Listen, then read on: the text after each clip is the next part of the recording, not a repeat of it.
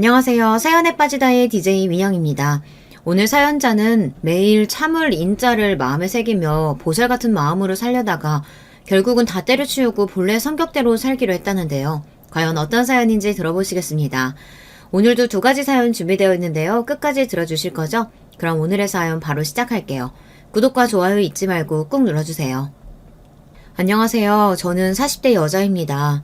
저의 지난 날들을 되돌아보면 돈 버는 거 말고는 추억이라고 말할 게 없어요. 제 나이 또래 친구들이라면 다 가보는 해외여행도 한 번 안 가보고 일만 하면서 살았으니 말 다 했죠. 저는 제가 봐도 정말 열심히 살았어요. 주변 친구들이 그렇게 살면 힘들지 않냐고 걱정할 정도로 쉬지 않고 바쁘게 살았습니다. 이것도 성격인 게 저는 가만히 있는 걸 못해요. 아무것도 안 하고 가만히 있으면 시간이 너무 아까워서 뭐라도 해야 직성이 풀립니다. 덕분에 저는 대학 때부터 아르바이트는 항상 기본 2-3개를 했어요. 그뿐만이 아니라 나중에는 직장 생활을 하면서도 아르바이트를 했습니다. 일반적인 직장인이라면 퇴근하면 집에 가기 바쁜데 저는 그렇지 않았어요. 그러다 보니 회사 동료들이 회식이라도 한번 하자고 하면 참석하기 힘들었죠. 세영씨는 불금인데 또 설마 아르바이트 하러 가는 거야? 세영씨는 도대체 언제 쉬어? 그렇게 살면 너무 힘들지 않아? 저는 일 안 하고 가만히 있으면 그게 더 힘들더라고요. 술 먹고 집에 누워있으면 뭐해요. 그 시간에 10,000원이라도 버는 생산적인 일을 하는 게 낫죠. 아유, 그래도 사람이 좀 쉬면서 해야지. 암튼 대단해. 난 세영씨처럼 살라고 하면 하루도 못 버틸 거야. 저는 잠자는 시간도 아까워서 항상 새벽 5시에 일어나 밤 12시에 잠이 들었어요. 짬만 나면 나가서 돈 버는 게 일상인 사람이라 회사에서 퇴근하면 간단하게 저녁 먹고 저녁엔 식당에 나가 아르바이트를 했어요. 주말에도 집에만 있기 지루해서 부동산에서 집을 보여주러 다니는 아르바이트도 했습니다. 같이 일하던 동료들은 그런 저를 이해하지 못했습니다. 출근해서 일만 하고 집에 가도 힘든데 어떻게 또 일하러 가느냐고요. 그럴 때마다 저는 항상 저에게는 일상이라 별로 힘들지 않다고 말하며 웃고 말았습니다. 더 이야기해봐야 왜 그렇게 힘들게 돈을 버냐, 빚이 많냐 등등 사생활에 관련된 질문만 듣게 되니 더 이야기하고 싶지 않았거든요. 저도 알아요. 동료들이 제 앞에서는 대단하다, 부지런하다 라고 하면서 칭찬하지만 사실 제 뒤에서는 동료들끼리 저에 대해 좋지 않게 쑥덕거린다는 걸요. 제가 지나가다가 탕비실에서 사람들끼리 제 이야기하는 걸 들은 적이 있었어요. 내가 주말에 뭐 하냐고 물어보니까 글쎄 주말에는 부동산에서 아르바이트 한다는 거 있지? 도대체 돈을 얼마나 벌려고 저렇게 악착같이 사는 거야? 그러니까 집에 빚이 엄청 많나? 그러지 않고서야 어떻게 저렇게 살 수가 있어? 그리고 자세히 보면 가방이나 신발 같은 것도 매일 같은 것만 신고 다니잖아. 아휴, 저 나이에 저렇게 지질이 궁상으로 사는 거 보면 좀 안쓰럽다. 한창 좋을 땐데. 그때가 고작 20대 초반이었는데 같은 회사 동료들에게 그런 이야기를 들었으니 저도 얼마나 화가 났겠어요. 마음 같아서는 저도 당장 나가서 너희들이 뭘 한다고 떠드냐, 나에 대해 알지도 못하면서 아는 척하지 말아라 라고 외치고 싶었습니다. 하지만 저는 꾹 참았어요. 그 사람들 말은 다 사실이 아니고 저랑 전혀 상관없는 일이니까요. 그리고 가장 중요한 건 저는 그 사람들보다 훨씬 더 나은 사람이라는 겁니다. 그리고 얼마 뒤 저는 그 직장보다 연봉을 훨씬 더 많이 주는 공기업으로 이직했습니다. 새벽에 일어나 혼자 영어음 공부를 한 게 도움이 됐는지 혹시나 하는 마음으로 본 면접에서 좋은 점수를 얻어 이직할 수 있었어요. 제가 회사를 이직할 때 제 뒤에서 저에 대해 마음대로 떠들었던 동료들이 가장 부러워했습니다. 도대체 어떻게 공기업 면접을 볼 생각을 했냐고 대단하다고 하더라고요. 그때 저는 동료들에게 딱 한마디만 했습니다. 언제까지 이런 비전도 안 보이는 작은 회사에서 매일 상사들 커피나 타고 술자리나 따라다니면서 살 순 없잖아요. 제 말 한마디에 그 동료들은 기가 막힌다는 듯 입을 벌렸지만 저는 아랑곳하지 않았습니다.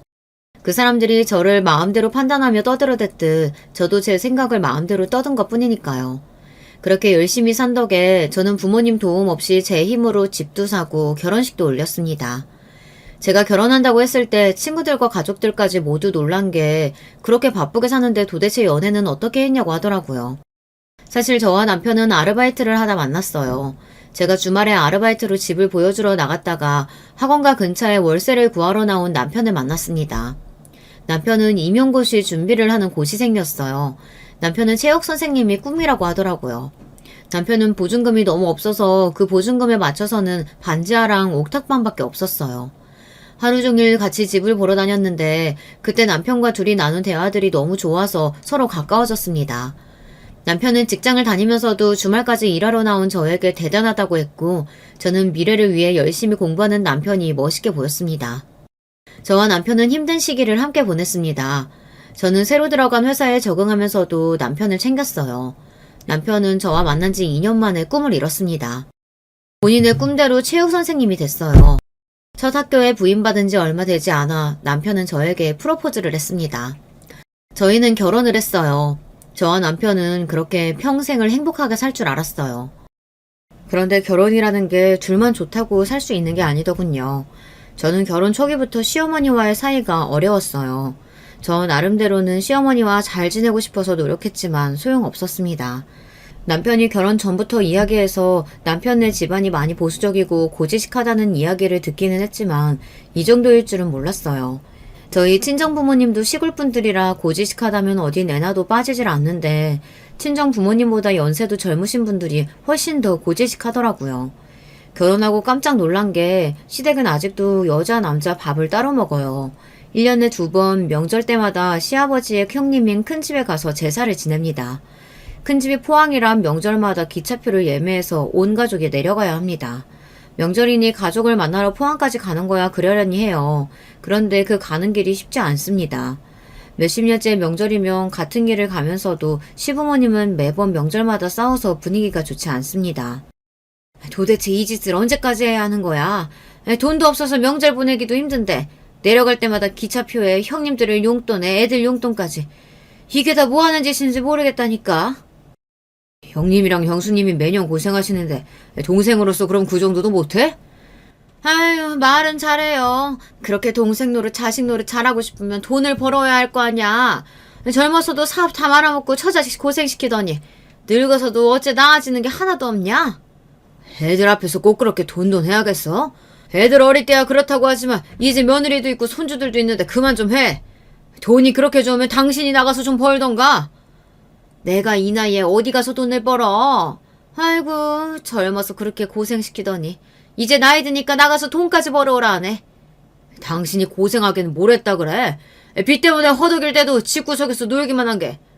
어머, 이 인간 말하는 것 좀 봐. 나 아니었으면 아들 셋 대학까지 다 어떻게 보냈어. 그나마 내가 잘 키웠으니까 우리 애들이 저렇게 잘 큰 거지. 저희 부모님은 아직도 서로 존댓말을 하시고 어려서부터 한 번도 큰 소리 내고 싸우는 걸 본 적이 없어요. 그렇다 보니 시부모님이 싸우시는 모습을 보면 놀라서 가슴까지 벌렁거렸어요. 서로 불만이 있어도 그렇지 어떻게 자식이랑 손주들까지 있는 앞에서 저러실까 싶어서요. 그런데 저만 놀라서 어쩔 줄 모르지 다른 가족들은 익숙하다는 듯 말리지도 않았습니다. 물론 남편에게 익히 들어 저도 알고는 있었어요. 시아버지께서 젊어서 사업하시다 망하는 바람에 온 식구가 거리에 나앉을 정도로 가난했었다고 하더라고요. 빚이 너무 많아서 그 빚을 갚느라 주변 친척들한테도 돈을 빌렸었대요. 그때부터 시부모님 두 분 사이가 나빠지기 시작하더니만 하루가 멀다 하고 매일 싸우셨대요. 그러다 보니 남편이나 아주버님들도 평생 고생을 달고 사신 거죠.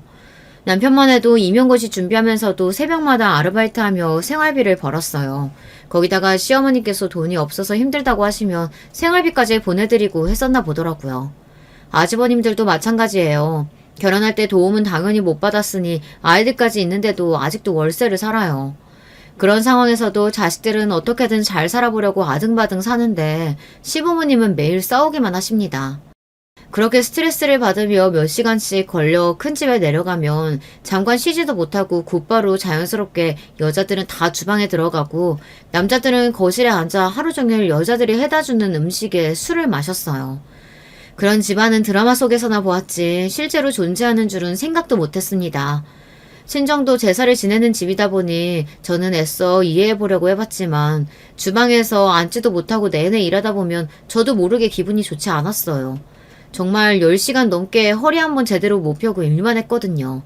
내가 지금 여기서 뭘 하는 건가? 하루 종일 음식을 만들고도 나는 왜 앉아서 편하게 먹지를 못하는 건가? 내내 불만만 쌓였습니다. 시댁에 올 때마다 불만이 있는 건 저뿐만이 아니었어요. 남편이 삼형제 중 막내라 위로 아주버님 두 분에 손이 형님이 둘이에요. 형님들도 산처럼 쌓인 설거지를 하면 항상 신세한탄을 하셨습니다. 결혼하기 전에 내가 명절 어떻게 보내냐고 물었더니 자기 집은 제사도 없고 식구들끼리만 보낸다 해서 그런가 보다 했더니만 완전 사기 결혼 당했어. 저는 제사 지낸다는 건 알고 있었는데 놀라워요. 저도 시골에서 자라서 집집마다 제사 지내는 거 많이 보고 컸는데 이렇게 거창하게 지내는 집은 처음 봤다니까요. 난 제사야 어차피 1년에 2번이니까 힘들어도 참고하겠는데 어머님 잔소리 하시는 거 진짜 들어도 적응이 안 돼. 아니, 본인은 아무것도 안 하고 음식만 집어먹고 다니면서 도대체 왜 맨날 꼬투리 잡으려고 그러는 거니? 제가 봐도 시어머니가 잔소리가 심하긴 했어요. 다른 사람들은 다 일하는데 혼자 아무것도 안 하고 왔다 갔다 하시면서 사사건건 간섭만 하고 다니셨습니다. 며느리 중 누구 하나 칼질을 하면 어디서 배웠길래 칼질을 그렇게 하냐, 친정에서 안 배웠냐로 시작해서 일일이 꼬투리를 잡았어요. 본인은 손 하나 까딱 안 하면서 며느리들 뒤만 쫓아다니며 훈계를 했습니다. 그러니까요. 어머님 저러시는 거 하루 이틀은 아니지만 진짜 얄미워 죽겠어요. 아까 보셨어요? 오늘 제가 들고 온 가방 보고는 딱 본인 스타일이라면서 자꾸 본인 어깨에 걸쳐보시는 거. 저 그거 이번 생일날 산 건데 또 달라는 거 아니겠죠? 에휴, 동서는 시어머니 성격 뻔히 알면서 시댁 올 때 새 가방을 들고 오면 어떡해. 어머님 저러시는 거 어디 하루 이틀이야? 저와 결혼한 지 얼마 안 돼서 잘 몰랐었는데 알고 보니 시어머니 성격이 보통이 아닌가 보더라고요. 아들들한테는 꼼짝도 못하면서 며느리들한테는 잔소리도 심하고 며느리들 물건까지 탐내시나 보더라고요. 며느리가 들고 온 물건 중에 마음에 드는 게 있으면 어떻게든 본인이 가져가려고 했어요. 저도 형님들께 이야기만 들었을 때는 설마 어른이 그렇게 하실까 싶었는데요. 진짜더라고요. 너는 애가 둘인 애가 왜 그렇게 사치를 부리고 다니니? 아직도 월세다는 주제에 그 가방이 너한테 가당키나 해? 작은 형님이 가방을 주겠다는 말을 명절 끝날 때까지 하지 않으니 시어머니는 골이 났는지 결국은 억지를 부리시더라고요. 그 모습을 실제로 제 눈으로 보고 나니 어이가 없어서 헛웃음이 다 나왔습니다. 이번에 결혼 10주년이라 내가 사준 거야. 엄마도 필요하면 내가 사드릴 테니까 괜히 심술 부리지 마요. 진짜? 우리 아들이 나도 사줄 거야? 그럼 나는 저거보다 더 비싸고 좋은 걸로 사줘. 엄마는 높은 거 알지? 순간 저와 형님들 모두 동시에 눈이 마주쳤어요. 조금 전까지 월세 어쩌고저쩌고 하시더니만 그런 아들한테 더 비싼 가방을 사달라는 게 말이 되나요? 아무리 시어머니라도 어쩜 며느리들도 있는 앞에서 저럴 수가 있나 싶어서 얄미워도 너무 얄미웠습니다. 시간이 지나고 보니 그 정도는 애교에 불과했습니다. 시어머니는 은근히 사람을 힘들게 들들 볶았어요. 한 번은 이런 일이 있었습니다. 시어머니께서 볼 일이 있어서 근처에 오셨다가 잠깐 우리 집에 오셨어요. 그런데 오자마자 제 냉장고를 활짝 열고 안에 있는 걸 마음대로 꺼내더라고요. 그러더니 한다는 말이 기가 막혔습니다. 새아가, 사돈 시골에 사신다고 하지 않았니? 근데 어쩜 너희 집 냉장고에는 근한 시골 고추장이나 된장도 하나 없어? 어머, 이거 사골 아니야? 너희는 젊은 애들이 사골을 다 사고 그러니? 이 비싼 걸. 아, 그거 엄마가 보내주신 거예요. 제가 체질이 약해서 때때마다 직접 고아서 보내주시거든요. 너처럼 건강한 애가 이런 게 뭐가 필요하니? 이런 건 나처럼 나이 먹은 사람이나 먹는 거야. 이거 내가 좀 가져간다? 친정부모님이 보내주신 사골뿐 아니라 반찬이랑 과일까지 싹 다 꺼내갔습니다. 저는 황당해서 그걸 다 왜 꺼내시냐고 했더니 시어머니는 오히려 아무렇지도 않은 얼굴로 저를 위해서라고 했습니다. 너희 둘 다 일하느라 집에도 없는데 이렇게 쌓아두면 뭐해. 괜히 다 썩어서 버리지. 우리가 좀 나눠가서 먹을 테니까 나 또 안 먹는 거 있으면 다 내놔봐. 시어머니의 행동에 저는 사실 당황했어요. 보통 시어머니들이 아들 주라고 반찬 같은 거 해다 주시는 거 아닌가요? 저희 시어머니는 오히려 며느리 냉장고를 털어갔어요. 그뿐만이 아니었습니다. 제 옷장이며 화장대까지 마음대로 만지시더니 뭐 가져갈 거 없나 찾으시는 것 같았어요. 막내, 너는 젊은 애가 취향이 왜 이러니? 가방이며 옷이며 명색이 공기업 다닌다는 애가 어쩜 다 시장에서 주워온 것 같은 것들만 있어. 너는 명품도 없니? 남의 물건을 탐하는 것도 모자라서 제 물건을 가지고 시장에서 주워온 것 같다는 막말까지 하셨어요. 제가 워낙에 무력이 없어서 옷이나 가방 같은 걸 잘 안 사요.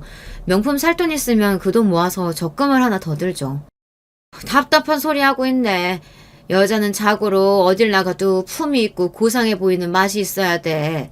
우리 막내가 학교 선생인데 네가 이렇게 구질구질하게 하고 다니면 사람들이 뭐라고 하겠니?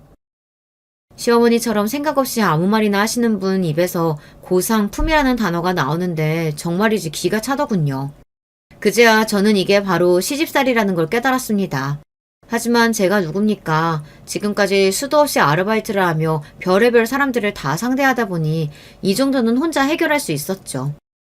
어머님도 참, 제가 그렇게 한 푼 한 푼 안기 덕분에 제 나이에 이런 아파트도 있는 거잖아요. 저 얼마 전에 대출도 다 갚았어요. 그랬습니다. 남편과 제가 신혼집으로 사는 집은 바로 제 명의의 집이에요. 제가 3년 동안 부동산에서 일하면서 아름아름 들은 정보로 사게 된 저의 집입니다.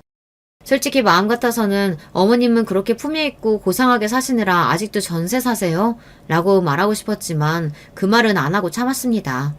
했다가는 이 자리에서 머리채라도 잡힐 게 뻔하니까요. 어머 얘 좀 봐. 너 지금 결혼하면서 집 좀 해왔다고 내 앞에서 생색내는 거니? 내 아들 정도면 여자가 그 정도 해오는 게 당연하지. 너도 알잖아. 우리 준아 명문대 나왔지. 인물 좋지. 직장 좋지. 뭐 하나 빠지는 거 없는 거. 주변에서 우리 준아 한 번만 만나게 해달라고 줄 선 여자가 한 트럭이었어. 또 저 소리였습니다. 제가 처음 결혼하겠다고 시댁에 인사 갔을 때도 시어머니는 똑같이 저 소리를 했어요. 주변에서 제 남편 소개해달라고 한 사람들이 한 트럭인데 그중에 대학 교수 딸내미도 있고 대기원 임원 딸도 있다고요. 사실 시어머니께서 그런 소리 하실 때마다 저는 기분이 나빠요. 당연히 저야 남편을 사랑하지만 저도 어디 가서 빠지는 조건은 아닙니다. 대학이야 남편보다 좋은 대학을 나눈 건 아니지만 연봉도 제가 더 높고 재산도 제가 훨씬 많아요. 남편도 평생 전세만 살다가 저와 결혼하면서 아파트에 살아본다고 좋아했습니다. 그런데 자꾸만 시어머니께서 본인 아들만 잘났다고 우기시니 좀 듣기 싫더라고요. 제가 별 호응 없이 입을 삐죽거리고 있었더니 시어머니도 기분이 상했는지 눈을 흘기시고서는 우리 집에서 턴 물건들을 가지고 그대로 돌아가셨어요. 그 이후로도 시어머니는 여전했습니다. 저를 만날 때마다 제 길을 꺾으려고 하셨어요. 사실 형님들에게 이미 들은 게 있어서 저는 시어머니의 만행에 대해서 익히 알고 있었어요. 시어머니는 지금까지 한 번도 직장을 다녀보신 적이 없답니다. 중학교를 졸업하고 바로 남의 집에 들어가서 식모살이를 몇 년 하시다가 시아버지를 만나고 결혼하고 바로 아들 셋을 낳으셨다고 하더라고요. 아들 셋을 낳고 키우는 동안 집안 사정이 좋지 않았는데도 시어머니는 일을 안 하셨대요. 물론 시아버지가 워낙 권위적이고 고지식하셔서 시어머니가 돈 버는 일까지 하고 싶지 않았을 수도 있겠죠. 자식 키우는 일이나 집안일은 온통 시어머니의 차지였을 테니까요.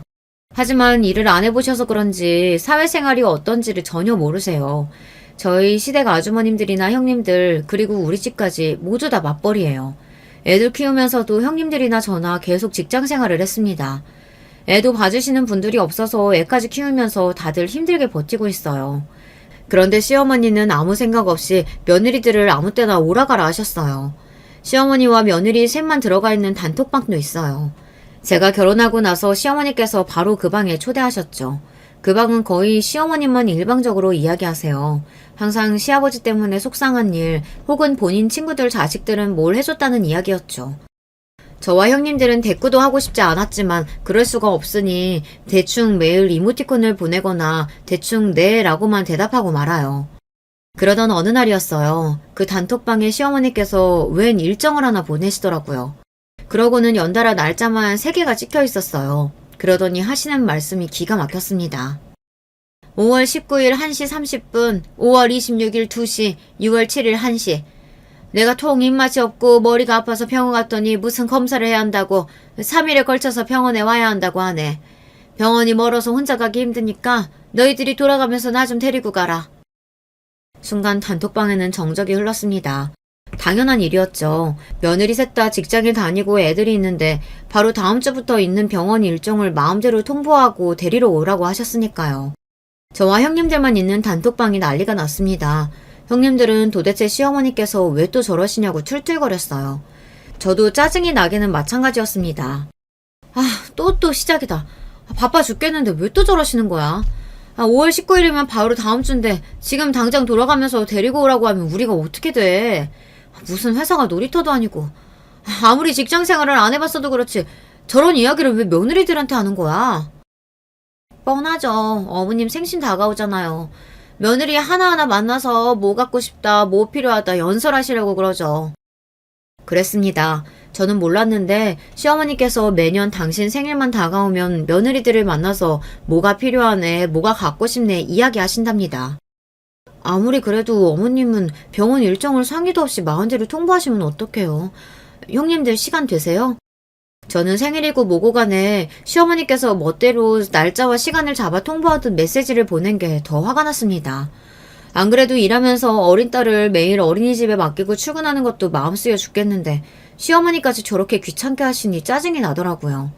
착한 형님들은 어떻게든 시간을 맞춰서 시어머니를 모시러 가려고 했지만 제 생각은 달랐습니다. 시어머니께서 말도 안 되는 요구를 하시는데 제가 들어드릴 필요 없다고 생각했어요. 그래서 저는 시어머니와의 단톡방에 제 생각을 이야기했습니다. 어머니 말씀은 알겠는데 회사에 급한 일정이 있어서 저는 다음 달까지 따로 휴가를 쓸 수는 없어요. 전 급하시면 준하 씨나 아주버님들께 이야기하세요. 저는 이 정도는 당연히 할 수 있는 이야기라고 생각했는데 형님들은 꽤 놀라시더라고요. 형님들도 불만이 있을 때마다 시어머니께 은근히 이야기하긴 했는데 시어머니에게는 잘 안 통한다고 하시더라고요.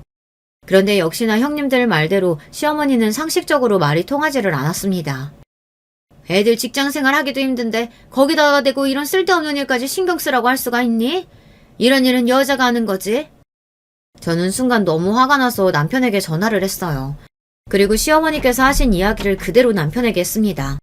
그러자 남편도 적잖이 당황하더니 본인이 알아서 하겠다고 하더군요. 그리고 몇 시간 뒤 퇴근하려고 하는데 시어머니에게 전화가 왔습니다. 전화를 받았더니 수화기 너머로 시어머니의 고함 소리가 버럭 들렸어요. 얘 막내! 너는 도대체 어떻게 된 애가 그렇게 너밖에 모르니? 내가 병원 좀 같이 가자고 한 게 그렇게 기분이 나쁠 일이야? 별일도 아닌 거 가지고 학교에서 일하는 애한테 전화해가지고 뭐라고 했길래 우리 착한 막내가 나한테 화를 내? 세상에 이런 시어머니가 또 있을까요? 어떻게 된 게 자기 자식은 귀하디 귀하게 여기면서 남의 자식한테는 저렇게 몰상식하게 하는 건지 모르겠어요. 저는 더 말하고 싶지도 않아서 가장 쉬운 방법을 쓰기로 했습니다. 저는 시간이 안 되니까 준하 씨한테 가라고 한 거예요. 그리고 어머님 뭘 잘못 알고 계시는데 어머님 아들들만 일하는 거 아니고 며느리들도 똑같이 일하고 있어요. 시간 안 되고 회사에 눈치 보이는 건 다 똑같다고요. 암튼 정 안 되면 제가 택시 보내드릴 테니까 그냥 여러 사람 편하게 택시 타고 가세요. 그 전까지는 저도 시어머니에게 잘 보이고 싶기도 하고 잘하려고도 해봤어요. 그런데 언제부턴가 시어머니의 말이나 요구사항이 항상 도를 지나치고 선을 넘다 보니 저도 더는 받아들일 수가 없더군요. 그냥 시어머니는 돈으로 해결하는 게 제일 편했어요. 제가 자세히 말은 안 했지만 결혼하고 지난 10년 동안 시댁에 돈 때문에 힘든 일이 있을 때마다 저와 남편이 시부모님을 도와드렸어요. 다른 형제들도 조금씩 생활비를 도와주시는데도 시어머니는 항상 돈이 없다고 하셨죠. 시아버지께서 공장을 운영하시긴 하시는데 그게 잘 안 되는지 시어머니에게 생활비를 전혀 안 주신다고 하더라고요. 제 생각은 생활이 안 될 정도로 경제적으로 힘드시면 어머님도 일을 해야 하는 거 아닌가 싶지만 그런 이야기는 남편이나 시어머니에게 할 수는 없었습니다. 결혼해서 신기한 게 한 가지 있다면 남편을 사랑해서 가족이 됐지만 생판 남이었던 사람들끼리 무작정 가족이라고 만나 생활하다 보니 이해하기 어려울 때가 많아요.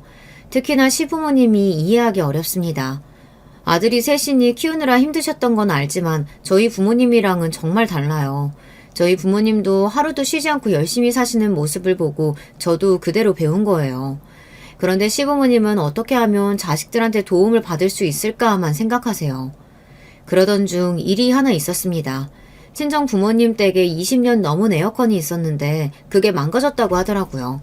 친정에 있는 물건들이 다 그래요. 아무리 시골이라도 집도 지은 지 50년이나 지난 벽돌집인데다 텔레비전, 냉장고는 골동품이나 다름없을 정도로 오래됐어요. 저희 친정이 원래 그래요. 검소함이 몸에 밴 집안입니다. 그런 모습을 보고 자란 덕에 저도 알뜰한 게 몸에 배어서 평생을 악착같이 살았어요. 제가 아주 어릴 때는 부모님이 좀 힘드셨는데 두 분이 허리띠를 졸라매고 검소하게 알뜰하게 사시면서 평생을 성실하게 일한 덕분에 지금에 이를 수 있었죠. 아버지는 몸으로 일해 땀을 흘리며 번 돈으로 무조건 부동산을 사셨습니다. 그래야 노후에 편안하게 살 수 있다고 생각하셨거든요. 덕분에 지금은 경제적으로 여유가 있으신데도 여전히 아끼고 절약하면서 사세요. 알뜰하게 살던 버릇이 이미 몸에 배워서 바꾸기 힘들다고 하시더라고요. 저는 그런 부모님을 존경합니다. 저도 그런 부모님처럼 살기 위해 열심히 산 거예요. 그런 분들이 에어컨도 안 사시고 이 더위에 선풍기 하나 틀고 계시니 저는 속상해서 제가 에어컨을 한 대 사드렸습니다. 아이고, 선풍기면 되는데 무슨 에어컨을 사고 그랬어. 엄마는 에어컨 차가운 바람 싫어서 안 사는 거야. 정말 괜찮으니까 환불해. 엄마, 이 큰 집에 에어컨 하나 없다고 하면 사람들이 욕해. 엄마가 찬바람 싫어해서 무풍으로 샀으니까 걱정하지 말고 그냥 쓰세요. 친정 부모님은 제가 돈만 쓰면 무슨 큰일이 나는 줄 아시는 분들이다 보니 좋으시면서도 자꾸 필요 없다고 하셨어요. 그래도 이번만은 저도 고집을 피워서 에어컨을 사드렸습니다. 저희 시댁 식구들은 자식한테 해준 것도 없으면서 자식 돈을 쉽게 흥청망청 쓰시는데 친정에는 에어컨 하나 사드리는 거 가지고도 됐다고 하시니 저는 억울해서라도 안 되겠다 싶어 더 좋은 신형 에어컨으로 샀습니다. 그런데 얼마 뒤 말도 안 되는 일이 벌어졌어요. 마침 시아버지 생신이라 오랜만에 시댁에 온 식구가 모여 다 함께 식사를 했습니다. 식사를 마치고 뒷정리를 하며 형님들이랑 이야기를 하는데 마침 작은 형님이 에어컨이 아무래도 이상하다고 바꿔야 할 것 같다고 이야기를 하시더라고요. 그래서 제가 최근에 친정에도 에어컨이 망가져서 하나 사드렸는데 가격 대비 좋은 제품인 것 같다고 추천했습니다. 그런데 그때였어요. 과일을 가지러 주방에 들어오신 시어머니께서 그 이야기를 들으신 거죠. 제가 친정에 에어컨을 사드렸다는 사실을 알게 된 시어머니께서는 말도 안 되는 소리를 하셨습니다. 이게 무슨 소리야? 막내 너 설마 친정에 에어컨 사드렸니? 내가 기가 막혀서 어디 감히 출가 외인이 친정에다가 돈을 써? 순간 저는 제 두 귀를 의심했습니다. 시어머니께서 원래도 말도 안 되는 소리를 항상 하시기는 했지만 지금까지 본인이 저에게 한 짓이 있는데 어떻게 고작 에어컨 하나 가지고 저에게 저런 소리를 할 수 있을까 싶었죠. 뻔뻔해도 너무 뻔뻔했어요. 시어머니의 말이 얼마나 기가 막혔으면 옆에 있던 형님들까지 놀라서 제 편을 들었어요. 어머니, 동서 능력 있는 거 뻔히 아시면서 무슨 그런 소리를 하세요. 동서 능력이면 친정에 그 정도는 해드릴 수 있죠. 말 같지도 않은 소리 하고 있네. 여자가 돈 벌어봐야 얼마나 번다고 돈을 허투루 써. 그리고 아무리 돈이 있어도 결혼한 유부녀가 그렇게 큰 돈을 마음대로 써도 돼? 시어머니의 말을 들으면 들을수록 기가 막혔습니다. 저는 어이가 없어서 더는 들어줄 수가 없었어요. 시어머니의 뻔뻔함에 치가 떨렸습니다. 어머니야말로 그거 아세요? 어머님이 사시는 이 집 명의도 제 명의인 거? 그 나이에 갈 데 없어서 며느리 집에 얹혀 사시면서 어머님이 저한테 이래라 저래라 하시면 안 되죠. 저는 결국 터져버리고 말았습니다. 시어머니가 밉고 싫어도 다른 가족들을 봐서 애써 참고 있었는데 시어머니의 막말에 꾹꾹 참아뒀던 화가 펑 하고 터져버리고 말았어요. 뭐? 얘가 지금 뭐라는 거야? 이 집이 왜 네 집이야? 이 집 살 때 분명 우리 아들이 보태준 거라 그랬는데. 어머니야말로 본인 자식들이면서 뭘 너무 모르시는 거 아니에요? 아주버님들 애들 키우면서 살기도 빠듯하신데 몇천씩 되는 돈이 갑자기 어디서 구했겠어요? 어머님, 동서 말이 맞아요. 이 집 동서 명의로 된 집이에요. 그게 아버님이 비밀로 해달라고 하셔서 어머니께 말씀을 못 드렸는데 사실은 아버님께서 공장 정리한 돈으로 집을 산 게 아니라 아버님 공장에 소송이 들어오는 바람에 전세 보증금까지 다 날리게 된 거예요. 집이고 공장이고 다 날려서 당장 갈 데도 없는 상황이라 급하게 동서 집으로 이사한 거예요. 동서 아니었으면 정말 큰일 날 뻔했어요. 그랬습니다. 시어머니는 모르고 계셨지만 사정이 있었어요. 자식들도 나중에 한 사실인데 시아버지께서 운영하시던 공장이 거래처에 결제를 안 해준 게 억 단위가 넘더라고요. 시아버지 공장이 사정이 안 좋은 것 같다고 여기저기 듣기는 했는데 그 정도일 줄은 몰랐어요. 결국은 결제를 못 받은 거래처들이 손을 잡고 시아버지를 고소했더라고요. 그래서 급하게 공장도 매물로 내놓고 전세 보증금까지 빼야 할 형편이 된 겁니다. 일이 그렇게까지 커지고 나서야 시아버지께서 아들들에게 이야기를 하신 거죠. 공장이랑 보증금으로 대충 빚은 갚았는데 당장 시부모님 사실 집이 없다고요. 시아버지는 당신의 사정을 아들들에게 이야기하면 누구라도 나서서 집으로 모시고 갈 줄 알았는데 아들들이 다들 머뭇거린 겁니다. 그럴만 하죠. 시어머니라면 며느리들이 다들 학을 떼고 싫어하는데 무작정 모시겠다고 할 수는 없으니까요. 저희 남편도 마찬가지였습니다. 더군다나 우리 집은 남편이 산 집도 아니고 제 명의로 된 집이다 보니 남편이 저에게 말하기 어려웠던 것 같아요. 그래서 저는 시아버지의 일을 전혀 모르고 있었습니다. 그러다 나중에서야 형님들에게 듣게 됐어요. 아버님은 도대체 무슨 생각으로 일을 그렇게까지 키우신 거래? 그래놓고 자식들한테 책임지라는 식으로 이야기하면 도대체 어쩌자는 거야. 그러니까요. 아들들 결혼한다고 제대로 된 집 하나 사줄 생각도 없으면서 전세도 간신히 사는 아들들한테 이제는 얹혀 사시기까지 할 작정인가 봐요. 저는 그제야 시아버지 사정을 알게 됐어요. 형님들이 걱정하시더라고요. 이러다 정말 시어머니를 모시고 살아야 하는 거 아니냐고요. 당연한 걱정이었습니다. 사람이 망해도 어쩜 그렇게까지 쫄딱 망할 수가 있는지. 공장에서 쓰시던 트럭까지 싹싹 다 팔아서 몽땅 빚을 갚는 데다 쓰셨다고 하더라고요. 형님 두 분은 힘들어도 어떻게 돈을 조금씩이라도 모아서 월세 보증금이라도 만들어보자고 하셨어요. 시어머니를 모시고 사느니 그게 낫지 않냐고요. 형님들, 어머니 성격 모르세요? 본인 사정 생각 안 하시고 자식들이 월세 살라고 했다고 하면 난리 날 일을 치실걸요. 저한테 생각이 있으니까 형님들은 걱정하지 말고 계세요. 우리야 매번 동서한테만 너무 부담 주니까 미안해서 뭐라도 해보려고 했지. 우리가 정말 막내 동서한테 면목이 없다. 괜찮아요. 그런 시어머니랑 누가 살고 싶겠어요. 저는 생각만 해도 끔찍해요. 차라리 내가 사는 집을 주고 말지. 진심이었습니다. 매번 시아버지는 돈으로 사고치시고 형님들이나 아주버님은 이런저런 핑계로 막내인 저희에게 떠넘기시지만 그런 건 상관없었습니다. 서로 뻔히 사정 아는데 도울 수 있는 일은 돕는 게 가족이니까요. 하지만 저는 시어머니라면 정말 치가 떨려요. 돈이야 있다가도 없고 없다가도 생기는 거니 그렇다 치지만 사람을 무시하고 함부로 대하는 게 너무 싫었습니다. 결혼하고 지금까지 살면서 시어머니가 저에게 한 막말을 다 모으면 책 한 권은 될 겁니다. 마음 같아서는 그런 시어머니가 어디서 어떻게 살든 관심 없어요. 하지만 제가 사랑하는 남편의 어머니이니 최소한 제가 도울 수 있는 일은 돕기로 한 겁니다. 죽어도 시어머니와는 같이 살기 싫으니까요. 형님들과 헤어지자마자 저는 곧장 남편에게 연락했습니다. 그러고는 왜 그런 중요한 일을 이야기하지 않았느냐고 따져 물었어요. 형님들 만나서 내가 얼마나 당황했는지 알아? 식구들 다 아는 얘기를 나한테 안 하면 어떡해. 안 그래도 우리 집 일 때문에 매일 당신한테 부담 주고 힘들게 하는데 어떻게 또 아버지 망했다는 말을 해. 이번엔 형들이 알아서 한다고 했으니까 기다려보자. 남편은 저를 생각해서 말 안 했다고 하지만 어차피 제가 알 일이었어요. 형님들이 알게 되시면 당연히 저한테 이야기하실 테니까요. 형님 중 누구도 시어머니를 모시려고 하지 않을 테니 같은 며느리인 제가 모를 수가 없었죠. 기다려봐야 소용없어. 아주버님들이 돈이 어딨다고 해결을 해. 애들 키우기도 빠듯한데. 마포에 있는 내 집 안 그래도 곧 있으면 전세 끝나니까 거기 전세 끝났는 대로 어머님 아버님 들어가서 사시라고 해. 저는 구구절절 말할 것도 없이 그냥 제 생각을 이야기했습니다.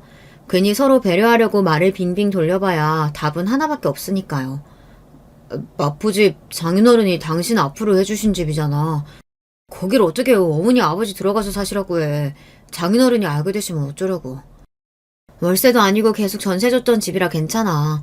그리고 이제는 내 명의로 된 내 집인데 뭐 어때. 어머님 아버님 지금 당장 계실 데도 없는데 나한테 그 집이라도 있어서 다행이지 뭐. 사실 제가 결혼하기 전에 친정아버지께서 저에게 집을 하나 증여해 주셨어요.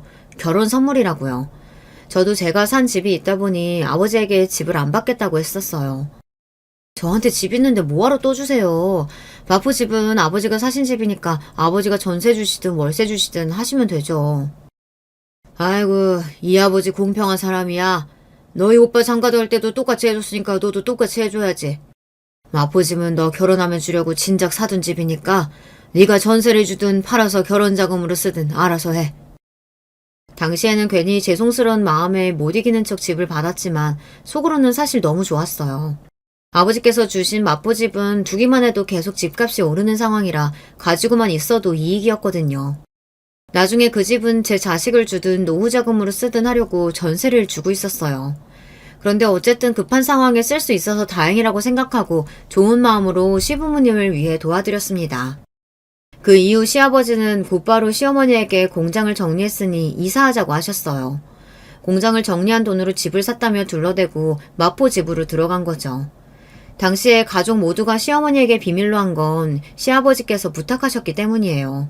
젊어서도 사업 망해서 가족들 고생이라는 고생은 다 시켰는데 또 공장이 망한 걸 시어머니께서 알게 되면 시어머니께서 시아버지를 가만히 안 둘 거라고 하셔서 당분간만 비밀로 하기로 한 거예요. 때가 되면 시아버지께서 시어머니에게 이야기하겠다고 하셨거든요. 하지만 시아버지는 시어머니에게 말할 생각이 없어 보였어요. 제가 집이 아까워서 이야기한 게 아니에요. 아무리 생각해도 시어머니고 시아버지고 너무 염치가 없으신 것 같아 화가 나 터트린 겁니다. 어이구 이 인간아. 그 나이에 할 짓이 없어서 또 사업을 말아먹어? 내가 쪽팔려서 할 말이 없다. 도대체 얼마나 날린 거야? 집이랑 공장까지 다 날린 거야? 아니, 공장이라고 매일 하면 할수록 적자인데 그럼 어떡해? 그래도 우리 며느리 하나는 잘 얻어서 이렇게 좋은 집까지 얻어서 살고 있는데 당신은 생각도 없이 왜 자꾸 애들을 괴롭혀? 당신이야말로 얼른 막내한테 사과해. 시어머니도 불쌍하긴 불쌍해요. 남편이라고 철딱서니가 없어서 매일 사고만 치고 수습할 줄은 모르니 평생 고생만 하면서 사신 게 눈에 훤하거든요. 하지만 시어머니는 연민도 아까웠어요. 입만 열었다 하면 막말을 퍼부으시는 게 일상이었거든요. 사과는 무슨 사과야. 이게 다 당신 때문에 이렇게 벌어진 일인데 내가 미쳤다고 돈 좀 있다고 시어머니 앞에서 싸가지 없으니고는 저런 거한테 사과를 해. 그리고 며느리 집이면 엄연히 잘난 내 아들 집인 거지. 내가 우리 아들네 집 살면서 며느리 눈치를 왜 봐? 여자가 시집 왔으면 이 정도는 당연한 거지.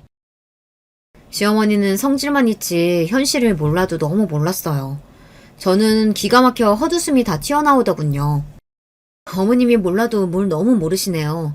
이 집이 왜 어머님 아들 집이에요? 엄연히 제 이름으로 된 제 집인데요. 여자가 아무리 잘나도 집안에 가장이 따로 있는데 그게 무슨 소리 하는 거야? 네 집이면 당연히 네 아들 집이지. 시어머니는 끝까지 제 말귀를 못 알아들으시고 본인 이야기만 하셨어요. 아무래도 이 기회에 시어머니의 못된 말버릇을 고쳐도 고쳐야 할 것 같아 저도 최후의 방법을 썼습니다. 좋아요. 어머님은 잘난 아들들 있으시니까 앞으로 아들들한테 다 알아서 해달라고 하세요.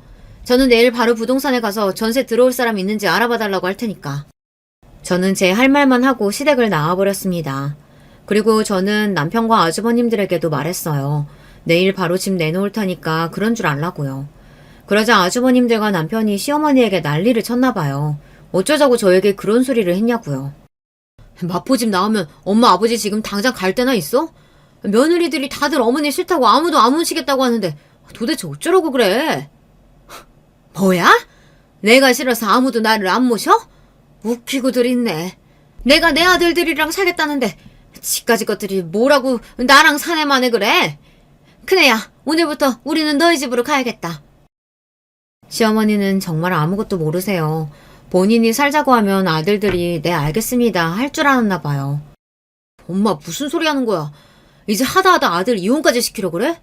애들 엄마가 어머니 모시고 살 바에 이혼해서 애들하고 나가서 산대.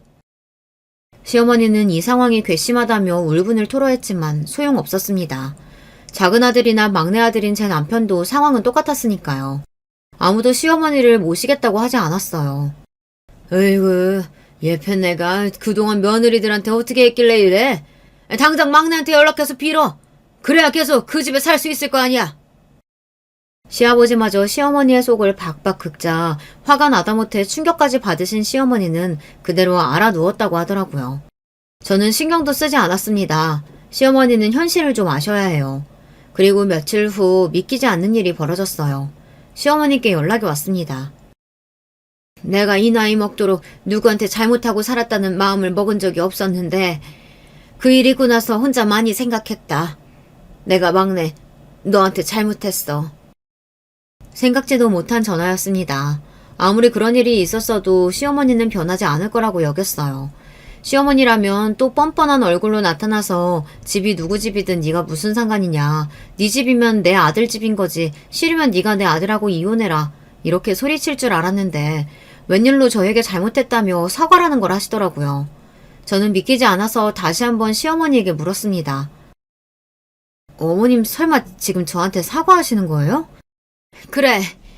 남편이고 아들들이고 제대로 자기 앞가림 하나 못하고 사는 놈들인데 며느리인 네가 열심히 산 덕분에 내가 그 덕에 도움 많이 받았어. 너한테 지질이 궁상이라고 한 거, 그리고 친정에 에어컨 좀 사드렸다고 화낸 거, 내가 다 미안하다. 내가 살기가 힘들어서 괜히 스트레스를 너한테 풀었나 봐.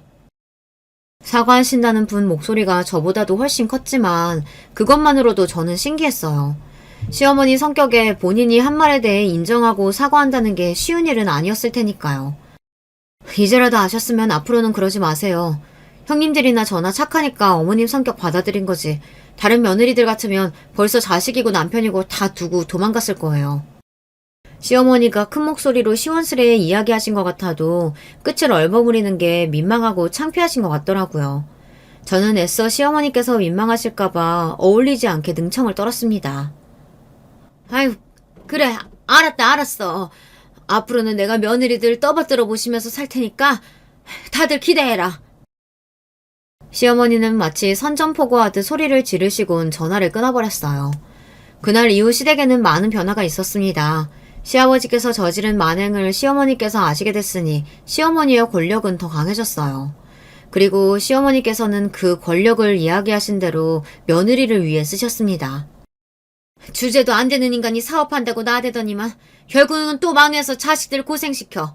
앞으로 당신은 우리 집 가장 아니니까 집안일은 당신이 알아서 해. 그리고 앞으로 나는 제사 보이콧이야. 내가 평생 고생하면서 제사상 차렸으면 그만이지. 우리 며느리들까지 고생 안 시킬 거니까 그런 줄 알아.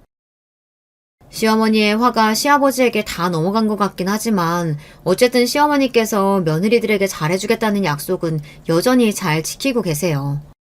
덕분에 앞으로 명절엔 큰 집에 가지 않고 시댁에서 간소하게 우리끼리 보내기로 했습니다. 가족끼리 여행을 가기도 하고 외식을 하기도 하고 있어요. 어제는 우리가 하루 종일 차리고 설거지 했으니까 오늘은 남자들이 하는 거 어때요? 어머 동서, 너무 좋은 생각이다. 우리도 하루는 쉬어야지. 아이고, 남자들이 뭐 할 줄 아는 게 있다고. 괜히 일 두 번 하지 말고 그냥 우리가 하자. 어머님이 모르셔서 그렇지 어머님 아들들 집에서는 설거지도 잘하고 청소도 잘해요. 여보, 어머님께 여보도 집안일 잘한다고 좀 보여드려. 뭐야? 너희들 설마 내 아들들 집에서 부려먹는 거니? 어머님, 또 아들들 편 드시는 거예요? 저랑 한 약속 잊으셨어요? 아휴, 까먹긴 내가 뭘 까먹어. 알았어. 거기 아들들 뭐하고 있어? 빨리빨리 일어나서 설거지부터 해. 물론 어머님께서 옛날 분이다 보니 아직도 우여곡절은 있지만 나름 어머니께서 며느리들과 잘 지내보려고 하시는 행동만으로도 많은 발전이다 싶어요. 예전처럼 잔소리는 아직 좀 하기는 하시지만 그래도 막말은 절대 안 하시거든요. 그리고 가장 큰 변화는 시어머니와 시아버지께서 새로운 일을 시작하셨다는 겁니다. 시어머니는 노인 일자리 센터에 다니시며 아르바이트 자리를 구해 소소하게 일을 하러 다니시고 시아버지는 아시는 분 공장에서 경비 일을 시작하셨어요. 자식들이 힘드시지 않냐고 물으면 오히려 좋다고 하세요. 나도 염치라는 게 있는데 언제까지 우리 며느리 집에 얹혀 살 순 없지. 열심히 일해서 월세 보증금이라도 벌 거야. 그럼 지금까지 우리 막내 며느리 신세만 지고 살았는데 이제는 우리도 열심히 벌어서 우리 손주 손녀들 용돈도 주고 맛있는 것도 사줘야지. 물론 바로 얼마 전까지만 해도 시어머니가 미워서 당장이라도 마포집에서 쫓아내고 싶었지만 지금은 생각이 바뀌었습니다. 고지식하고 당실들만 아셨던 시부모님께서 저 정도로 변하신 것도 많은 변화라고 느끼거든요. 언제 또 달라지실진 모르겠지만 그래도 요즘은 시댁에 가도 힘들지 않아요. 결혼 10년 만에 드디어 이렇게 가족이 되는 건가 싶습니다. 제가 잘하는 거겠죠? 여러분께서 아직 많이 부족한 며느리인 제가 잘하고 있다고 응원 글 댓글로 많이 남겨주세요. 저에게 큰 힘이 될 것 같습니다. 지금까지 기나긴 제 이야기 들어주셔서 감사합니다. 여러분의 가정에는 항상 즐거운 일만 가득하시길 바랄게요. 저와 언니는 엄마가 아주 어렸을 때 병으로 돌아가셔서 아빠와 같이 셋이서 살았어요. 아빠는 우리 자매를 키우려고 돈이 되는 일이라면 무엇이든 하셨습니다. 학창 시절에는 엄마가 없어서 놀림도 받았는데 워낙 언니와 아빠와 셋이 서로 의지하고 자라서 나중에는 신경이 쓰이지 않았어요. 오히려 언니는 그런 상황에서도 똑똑하게 공부를 잘해서 대학도 명문대에 입학했습니다. 형철아, 나야. 내가 이번에도 미안한데 우리 지은이 대학 학비가... 아, 그래? 알겠다. 저번에 빌린 돈은 내가 월급 받으면 무조건 갚을게. 고맙다. 어떡하지? 당장 다음 주에 지은이 학비를 내야 하는데. 저는 아빠가 언니의 대학 등록금을 대느라 힘들어하는 것을 보고 대학을 가지 않았어요. 언니처럼 공부를 잘하는 것도 아니라서 아쉽지는 않았습니다. 비록 이렇게 여유롭게 자라진 않았지만 그래도 이런 가정 형편을 원망한 적은 전혀 없어요. 그래서 저는 고등학교를 졸업하고 바로 동네에 있는 빵집에 취업했어요. 아르바이트하며 돈을 벌고 그 돈으로 전문대라도 가려고 했는데 운이 좋게 소개팅으로 남편을 만나 몇 년의 연애 후에 결혼하게 되었습니다. 친한 친구의 소개였는데 첫 만남부터 서로가 마음에 들었답니다. 저는 다정하고 저에게 한결같은 모습에 결혼을 결심하게 되었죠. 뭐라고? 시아버지는 제부가 초등학생 때 돌아가셨다고? 그러면 홀 시어머니야? 지영아, 언니는 조금 걱정돼. 그냥 노파심으로 말하는 건데 내가 결혼하고 보니까 홀 시어머니는 자식들한테 많이 의지하더라고. 언니가 걱정하는 게 뭔지는 알아. 그런데 우리 시어머니는 내가 이미 몇 번을 봤는데 되게 괜찮으셔. 그냥 하는 말이 아니고 진짜 인격적으로 선한 분이셔. 그리고 재혁 씨가 막내라서 아무래도 아주버님들께 더 의지하지 않을까? 야, 너 그건 모르는 거다? 삼형제라 그래도 아들이 꽤 있어서 다행이네. 아무튼 네가 짝을 만나서 결혼한다는 건 좋은 일인데 나는 네 친언니니까 걱정은 돼. 우리가 또 엄마가 없잖아. 내가 너 엄마 역할이라 그런 거지. 나도 언니 마음은 알아. 우리가 엄마가 없이 자랐으니까 시어머니를 더 잘 만나야 하잖아. 그래도 언니도 이미 재혁 씨 봐서 알겠지만 사람이 얼마나 성실한데?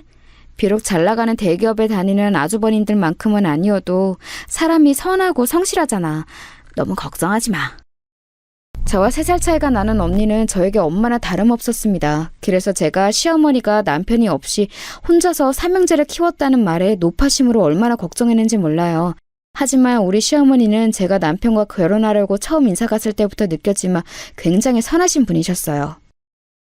아유, 우리 재혁이한테 말 많이 들었어요. 그렇게 예쁘다고 칭찬하더니 진짜로 예쁘게 생겼네. 무슨 텔레비전에 나오는 연예인 같아. 우리 아들하고 결혼해줘서 고마워요. 응? 아유, 어머님 부끄러워요. 그리고 재혁 씨도 잘생겼잖아요. 우와, 그런데 이 음식 다 어머님이 만드신 거예요? 어쩜 이렇게 솜씨가 좋으세요? 식당을 하신다고 들었는데 음식 때깔만 봐도 훌륭해요. 얼굴도 예쁜데 말도 예쁘게 하네. 우리 재혁이가 다른 복은 몰라도 아내 복은 타고났네. 음식은 그냥 입맛에 맞지 않을 수도 있는데 일단 이것저것 했으니까 먹어봐요. 어머님, 제가 먹어본 음식 중에 제일 맛있어요. 제가 집에서 밥을 잘 안 먹어서 음식 소리가 별로인데 어머님한테 많이 배워야 할 것 같아요.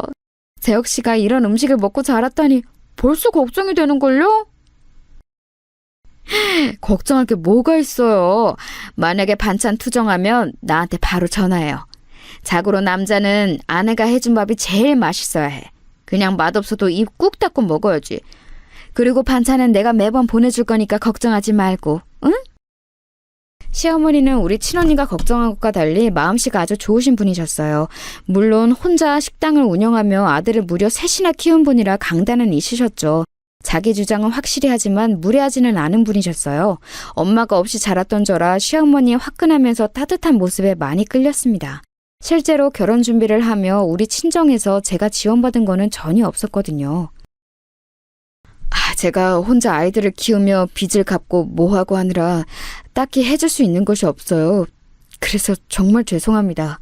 어떻게든 애들이 결혼하는데 뭐라도 해줘야 하는데 아버지라는 사람이 이렇게 능력이 없어서. 사돈, 지금 무슨 말씀을 그렇게 섭섭하게 하세요. 이렇게 곱고 예쁘고 착하게 키워주신 것만으로도 다 하셨어요. 집은 제가 어떻게든 방 한 칸이라도 마련할 테니 걱정하지 마세요. 우리 쪽에서는 아버지가 해줄 수 있는 게 적었는데 시어머니는 아무렇지 않게 집을 마련해 주셨어요. 비록 반지하였지만 그래도 집을 얻어주신 게 어디예요? 심지어 결혼식에 들어가는 비용도 시어머니가 내주셨습니다. 지영아, 언니가 처음에는 조금 걱정했는데 지금 보니까 네가 나보다 결혼을 잘한 것 같아. 시어머니 인상도 좋으시고 언니가 이제 마음이 조금 놓인다. 내가 말했잖아. 우리 시어머니 진짜 좋은 분이라니까. 나 볼 때마다 칭찬도 얼마나 해주시는지 몰라. 그러니까 언니 너무 걱정하지 마. 언니도 내 엄마 역할하느라 그동안 수고 많았어.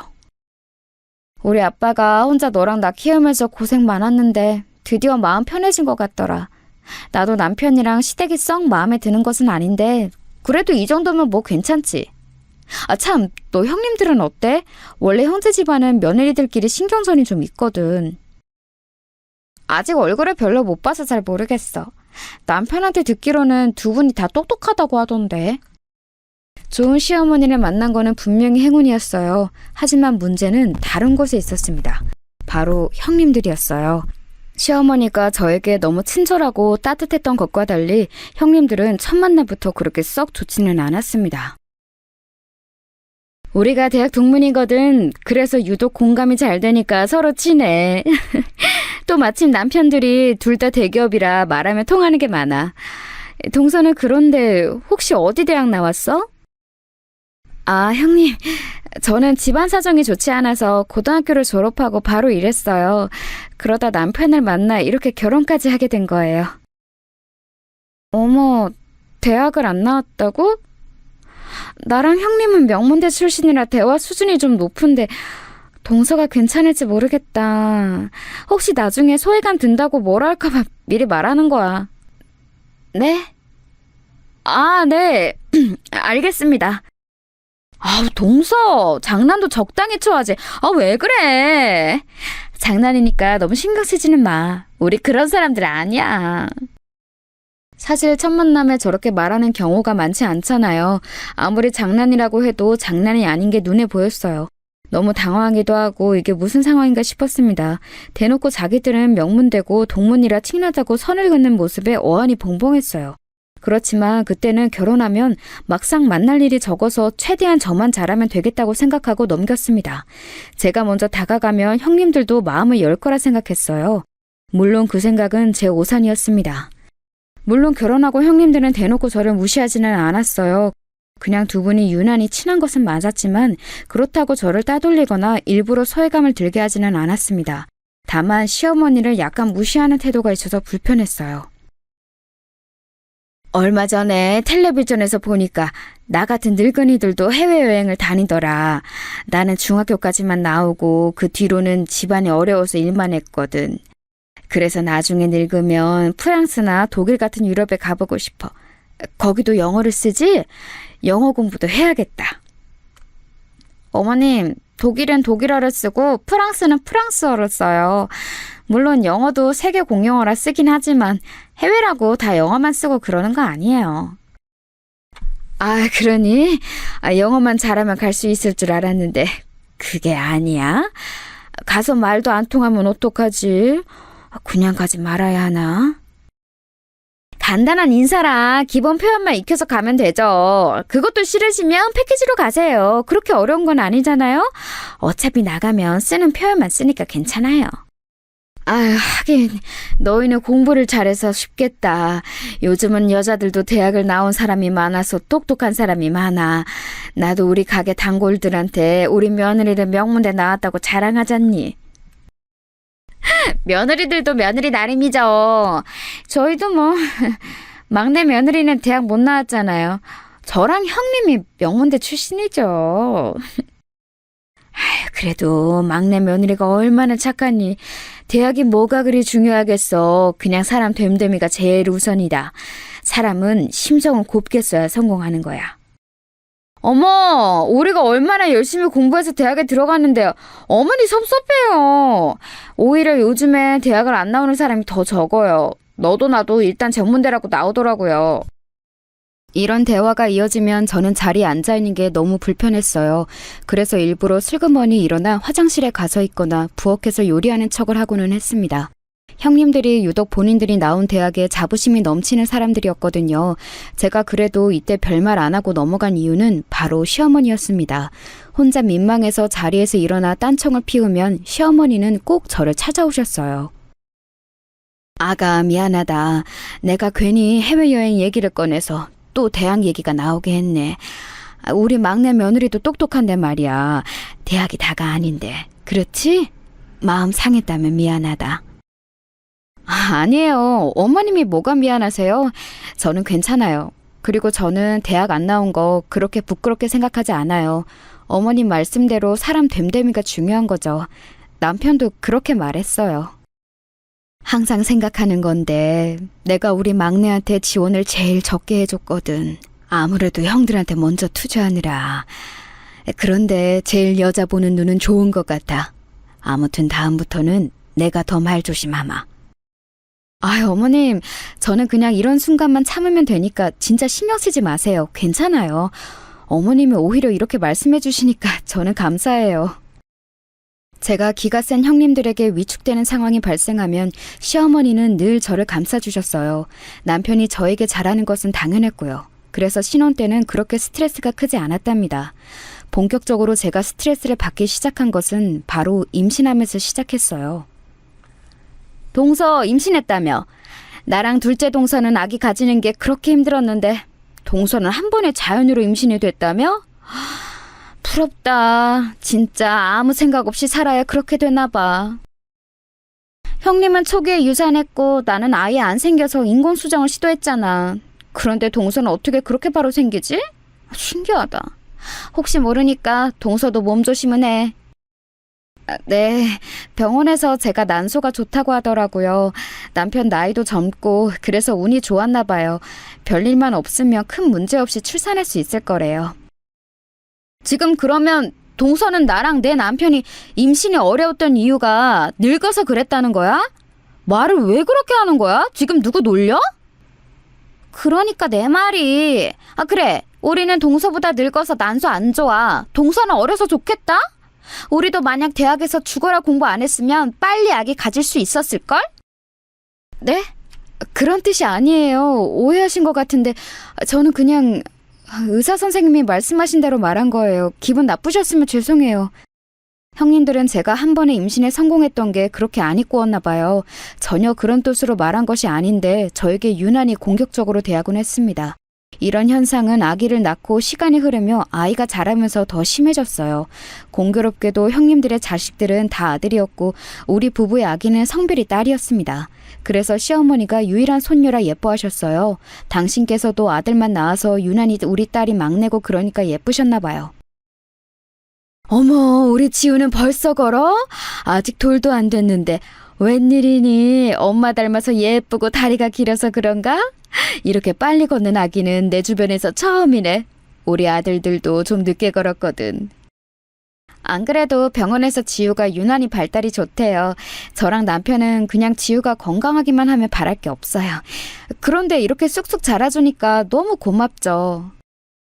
원래 여자아이들이 어릴 때는 발달이 빨라. 그리고 지우 그렇게 빠른 것도 아닌데? 내 주변에선 지우보다 훨씬 빨리 걷던 애들 많아. 맞아. 요즘 공원 가면 지우만한 애들 이미 뛰고 있더라. 그렇게 특별한 경우는 전혀 아닌 것 같은데? 아들이면 몰라도 딸이면 뭐 저 정도는 기본이지. 그러니? 그런데 내가 기억하기로 우리 손자들도 저 개월수에 안 걸었던 것 같은데. 어쨌든 우리 손주들 보니까 내가 기분이 너무 좋다. 이제 밥 먹게 준비하자. 우리 딸은 제 입으로 이런 말을 하기가 좀 그렇지만 매우 발달이 빨랐어요. 병원에서도 의사 선생님이 적어도 안 클까봐 걱정할 필요는 없다고 하셨거든요. 이런 발달은 해가 지나고 유치원에 가면서 더욱 심해졌습니다. 단순히 몸의 발달이 빠른 줄 알았는데 우리 딸은 지능적으로도 매우 두각을 나타냈거든요. 오죽하면 유치원 담임 선생님이 어느 날 저를 유치원으로 불러서 갔더니 진지하게 말씀하셨습니다. 제가 웬만하면 이런 말씀 안 드리는데요. 어머님, 지우가 또래 친구들과 비교해서 많이 똑똑해요. 사용하는 언어도 그렇고 생각하는 것도 그렇고 아무래도 영재 같은데 기관에 가서 검사라도 받아보세요. 아, 그래요? 선생님 말씀은 정말 감사합니다. 아기 아빠랑 진지하게 상의해 볼게요. 어린이집 다닐 때도 똑똑하다는 말은 들었는데 저희가 사정이 안 되어서 영어 유치원도 안 보냈거든요. 제가 경력이 10년이 넘어가는데 지우처럼 똑똑한 아이는 처음 봐요. 어머님, 저 다른 교사와 달리 빈말 안 하는 거 아시죠? 저 믿고 한 번만 검사를 받아보세요. 원장님도 지우가 남다르다고 하셨어요. 네. 우리 지우 좋게 봐주셔서 감사합니다. 건강하게만 자랐으면 좋겠다고 했는데 이렇게 똑똑할 줄은 몰랐어요. 딸은 유치원에서 진지하게 선생님이 영재 검사를 받아보라고 권할 정도로 똑똑했어요. 남편과 저는 딸이 무리하게 공부하는 것을 절대 바라지 않았습니다. 왜냐하면 형님들이 조카들에게 공부로 스트레스를 주는 것을 바로 옆에서 지켜봤거든요. 명절이나 집안의 행사가 있어서 모이면 조카들은 노는 것이 아니고 식탁에 앉아 학습지를 풀기 바빴습니다. 미리 선행학습을 해야 학교에서 진도 놓치지 않고 따라가더라. 지금 영어랑 수학이랑 국어 시키고 있는데 다음 달부터는 과학도 시키려고. 요즘 애들은 미리 전과목 예습이 필수야. 알지? 아유, 그럼요. 우리처럼 엄마들이 아이들 공부에 관심이 많아야 애들도 적응을 잘하죠. 이렇게 안 하면 나중에 분명 뒤처져서 애도 엄마도 스트레스 받잖아요. 요즘은 그리고 체육이랑 미술, 그리고 악기도 하나씩은 해야 해요. 나 그래서 이번에 미술학원에 추가로 피아노도 시키려고. 아이 친구들 엄마 만나면 너도 나도 사교육에 진심이더라. 헉, 어머, 너희 장난 그만 치고 빨리 학습지 풀어! 그거 다 풀어야 놀 수 있어? 형님들은 조카들을 식탁에 앉혀두고 감시하기 바빴어요. 조카들은 울상이 되어 칭얼거리고 하기 싫다고 하는데도 억지로 시켰죠. 그 모습을 보고 남편과 저는 절대 그러지 말자고 다짐했습니다. 공부는 본인이 하고 싶어야 하는 거지 남이 시켜서 하는 게 아니잖아요. 조카들이 그렇다고 공부를 잘하는 것도 아니고 오히려 못하는 쪽에 가까웠거든요. 저렇게까지 시키는데 반에서 두각을 보이지 않았으니 형님들이 얼마나 애가 탔겠어요. 아무튼 유치원에서 선생님의 말씀을 듣고 집에 와서 남편과 얘기했어요. 우리 지우가 똑똑하다고 하니까 기분은 좋아. 아이가 똑똑하다는데 싫어할 부모가 어디 있겠어? 그런데 여보, 나는 우리 아이가 그냥 평범하게 자랐으면 좋겠어. 우리가 처음에 지우 낳았을 때 다른 것은 바라지도 말고 건강하기만 바랐던 거 기억나? 기억하지. 그래서 나도 선생님께 당신하고 상의한다고 했던 거야. 지우가 영재 판정을 받으면 우리야 좋겠지. 그런데 아이가 힘든 길을 갈까봐 무섭기도 해. 또 우리가 형편이 그렇게 좋지는 않잖아. 듣기로는 영재는 무조건 교육을 받아야 한다는데 그게 좀... 우리가 나 혼자 외벌이로 돈을 버니까 내가 형들처럼 대기업에 다니는 것도 아니고 선생님께서 좋게 봐주신 것은 너무 좋아. 그런데 일단 우리 조금 더 기다려보자. 초등학교에 입학하면 그때는 또 평범한 수준이 될 수도 있잖아.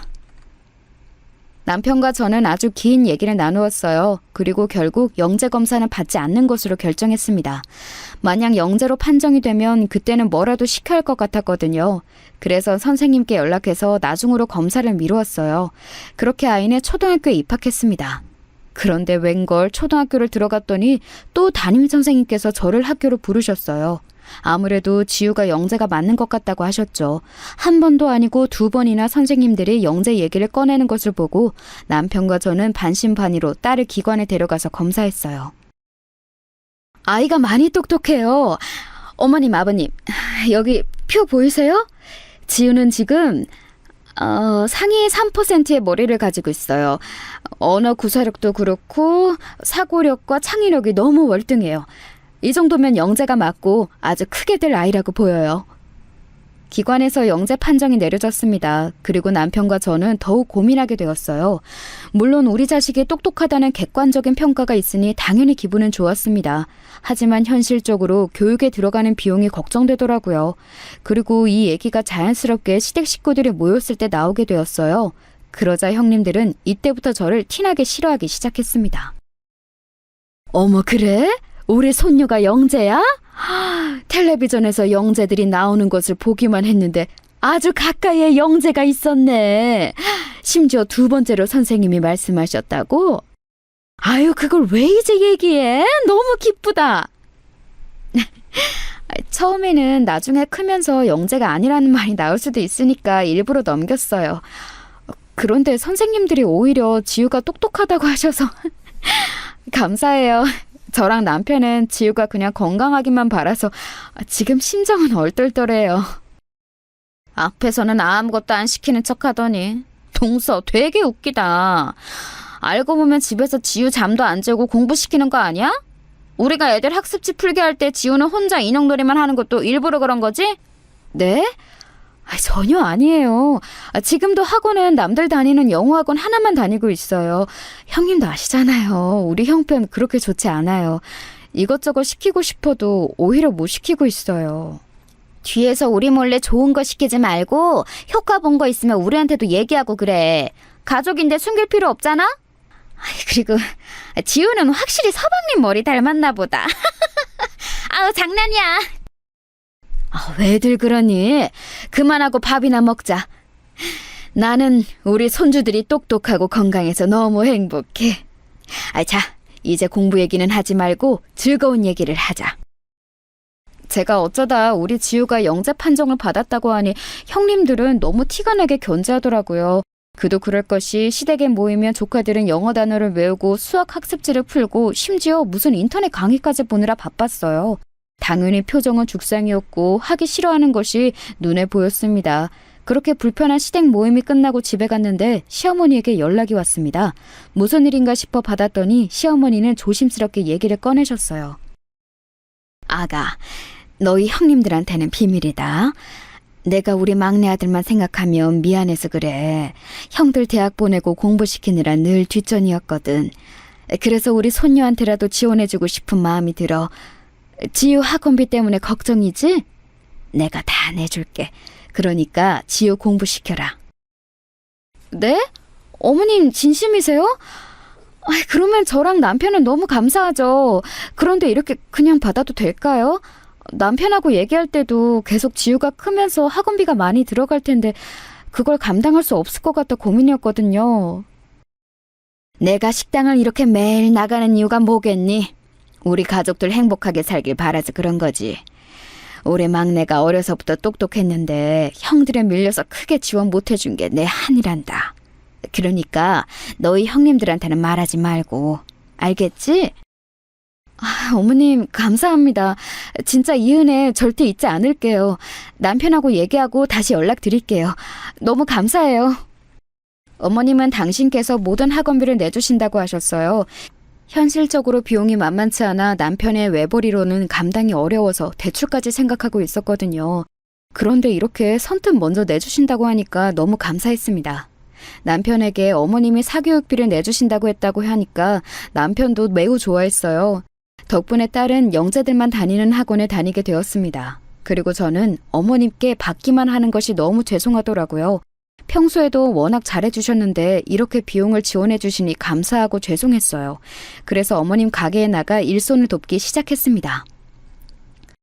아유, 이렇게 안 해줘도 돼. 집에서 편하게 있지. 왜 굳이 나와서 힘들게 그러니? 내가 이런 거 바라고 지원해주는 거 아니잖아. 응? 아가, 집으로 가라.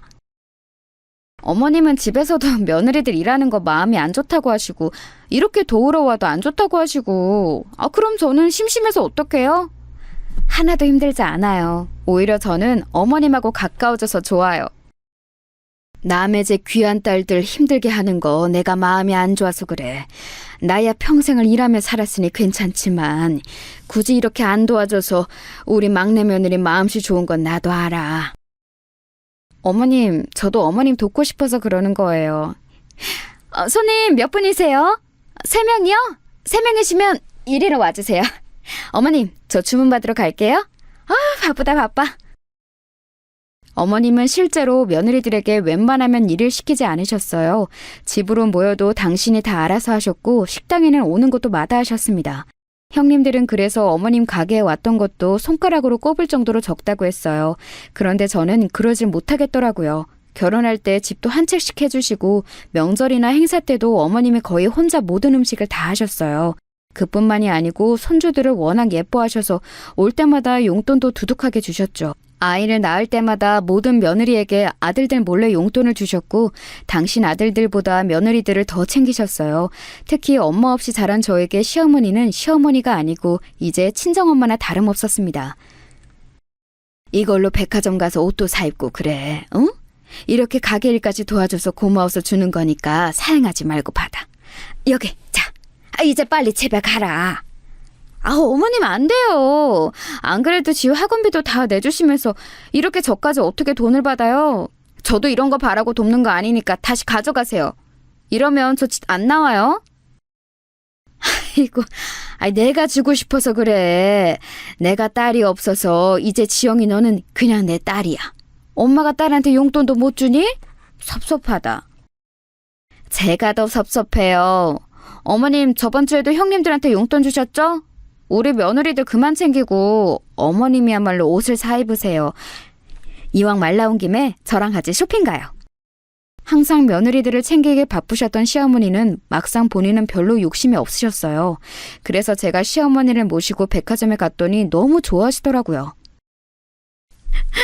우리 막내 며느리 덕분에 내가 이런 호강도 하네.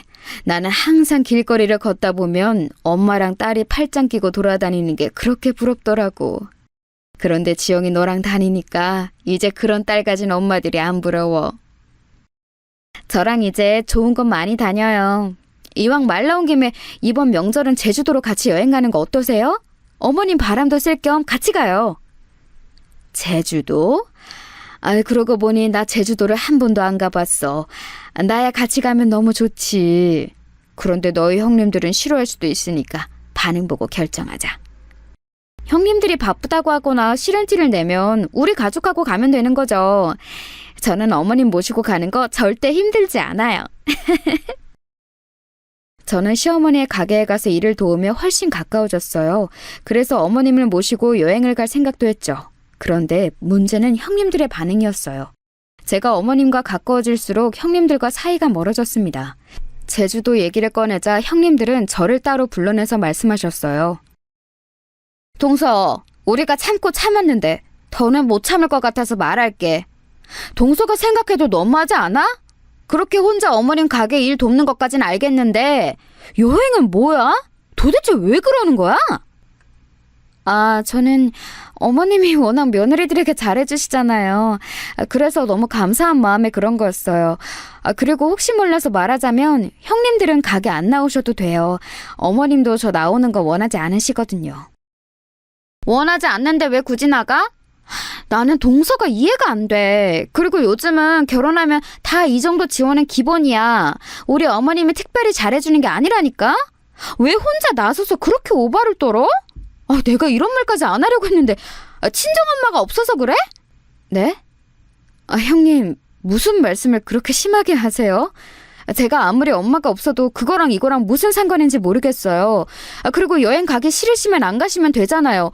제가 대신 효도하겠다는데 왜 형님들이 그렇게 기분 나빠하시는지 모르겠어요. 지금 딸 공부 잘한다고 기세 등등해서 그러는 거야? 영재가 뭐 그렇게 특별한 줄 알아? 그거 중학교 가면 말짱 도루묵 되는 경우 한두 번이게? 동서 지금 딸 때문에 콧대 높아서 아무것도 안 보이나 본데 행동 똑바로 해. 네? 여기서 갑자기 우리 지우 얘기가 왜 나와요? 그리고 저랑 남편은 지우가 영재가 더 아니라고 해도 아무 상관이 없어요. 저야말로 형님들처럼 아이한테 스트레스 주면서 공부시키고 싶지 않은데요? 뭐? 참나. 형님, 얘 말하는 거 봐요. 진짜 위아래도 없나? 이래서 고절은 안 된다니까요. 수준이 맞아야 대화를 하지. 격 떨어져. 형님들도 수준이 높은 대화를 하는 건 아니던데요? 저도 참을 만큼 참았어요. 저한테 뭐라 하시는 거야? 제가 참으면 되는데 왜 자꾸 어머님하고 딸 얘기를 꺼내서 논점을 흐리는지 모르겠어요. 조용히 해. 가진 것도 없고 공부도 못하면서 뭐가 그래 잘났다고 난리야? 됐어. 그래, 제주도는 동서 부부가 알아서 모시고 다녀와. 형님들과 대화하며 그동안 참았던 게 확 터졌어요. 그리고 결국 제주도는 우리 부부가 모시고 다녀오게 되었습니다.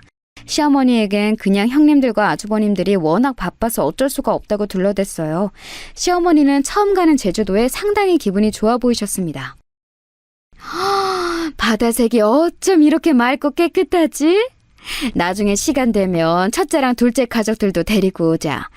이번에는 시기가 안 맞아서 어쩔 수 없었지만 말이야. 그나저나 돌아갈 때 우리 며느리들 선물을 사가야겠어. 애들 돌보느라 바빠서 여행도 못 가잖니. 심지어 시어머니는 형님들에게 선물을 사서 가셨어요. 이렇게 며느리들을 위하는 시어머니가 어디 있겠어요? 형님들은 요즘은 기본으로 시댁에서 다 해준다고 하던데 아무리 제 주변을 둘러봐도 이런 시어머니는 없었어요. 그리고 남들도 그렇게 한다고 받는 것을 당연하게 여기면 안 되잖아요. 그래서 저는 이렇게 제가 시어머니를 모시고 다니는 게 불만이었던 적이 한 번도 없었습니다.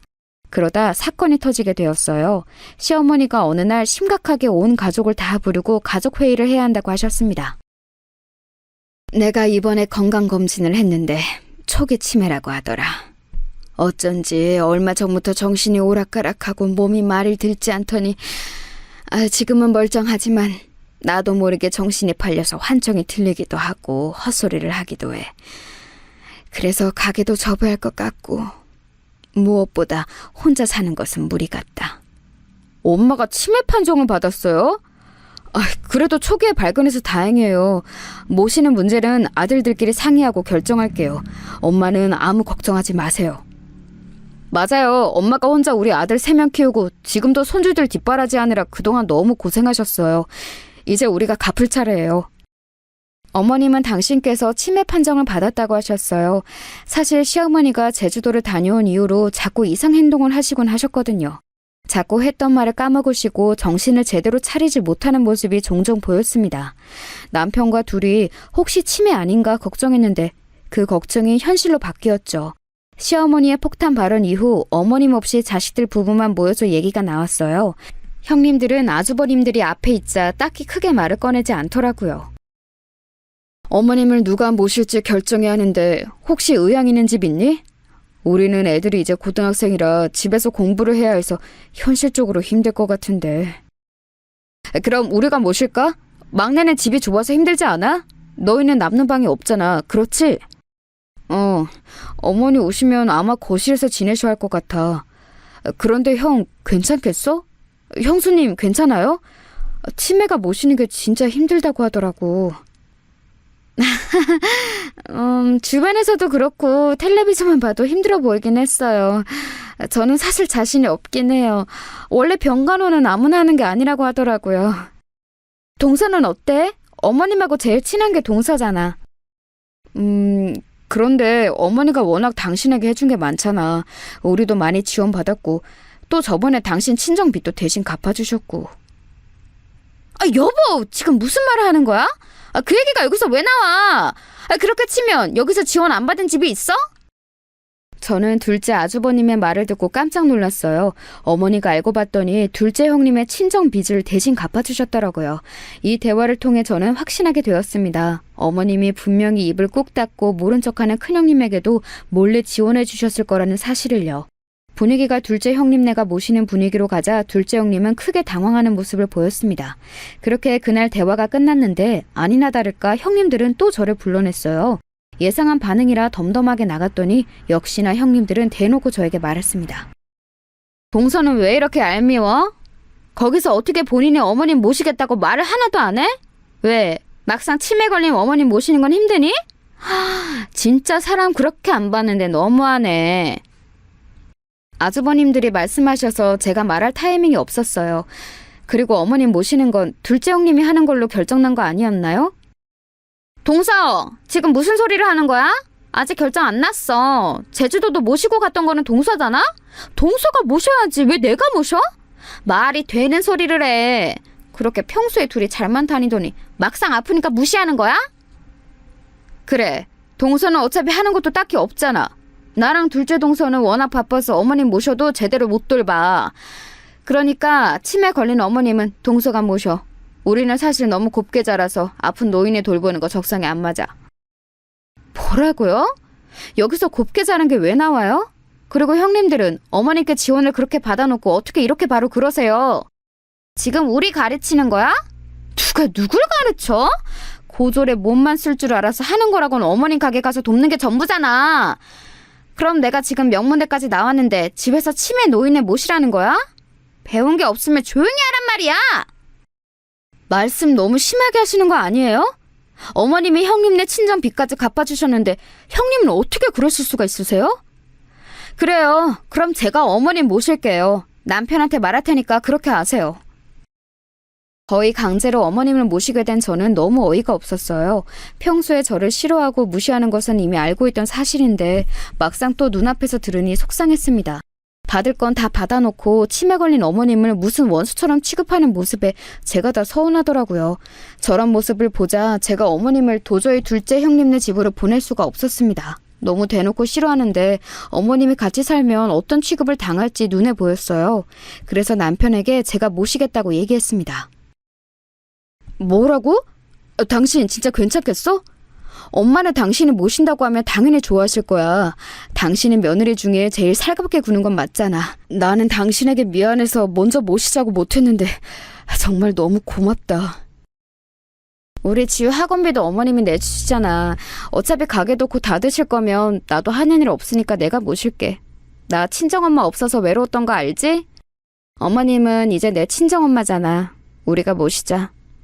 남편은 제가 어머님을 집에서 모신다고 하니까 고마워했어요. 그런 모습에 저도 내심 뿌듯했습니다. 물론 치매 노인을 집에서 모시는 게 얼마나 힘든지는 저도 알고 있던 사실이에요.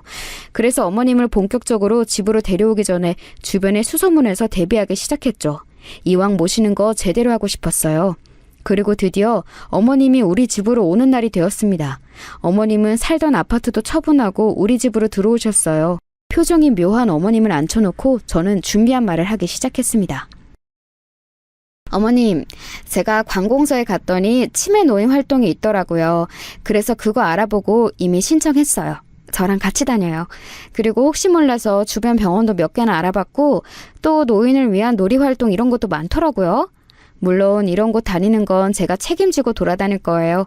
혹시 가기 싫으시면 언제든지 말씀하세요. 저는 어머님이 저랑 같이 살면서 무엇보다 마음이 편하셨으면 좋겠어요. 제가 말을 끝내자 어머님의 눈에는 눈물이 맺혀 있었어요. 그리고 말을 잊지 못하는 모습에 저는 일부러 더 말을 하기 시작했습니다. 그런데 너무 놀라운 말을 듣게 되었어요. 저는 너무 놀라서 순간 입만 벌리고 아무 말도 하지 못했습니다. 아직도 그 순간이 기억날 정도로 생생해요. 어머님이 뭐라고 말씀하셨는지 아세요, 여러분? 아가, 지영아. 새아가 너무 고맙다. 너한테는 내가 면목이 없어. 이렇게 마음씨가 착한 사람이 내 며느리라니. 에이, 우리 어머님 또 왜 이러실까? 저한테 이제 어머님은 친정엄마라고 제가 말했죠? 그러니까 치매 걸렸다고 속상해하지 마세요. 저는 어머님이 벽에 똥칠해도 아무렇지도 않아요. 그동안 저 결혼하고 예뻐해 주셨던 거 알아요. 그거 이제 제가 갚을 차례잖아요. 아가, 놀라지 말고 들어라. 나 치매 아니란다. 그러니까 그런 일은 일어나지 않아. 나는 애초에 치매 판정을 받은 적이 없어. 건강검진에서도 의사가 어쩜 이렇게 건강관리를 잘했냐고 물어볼 정도로 멀쩡했단다. 네? 아니... 진짜 너무 당황스러워서 입만 벌리고 시어머니를 쳐다봤어요.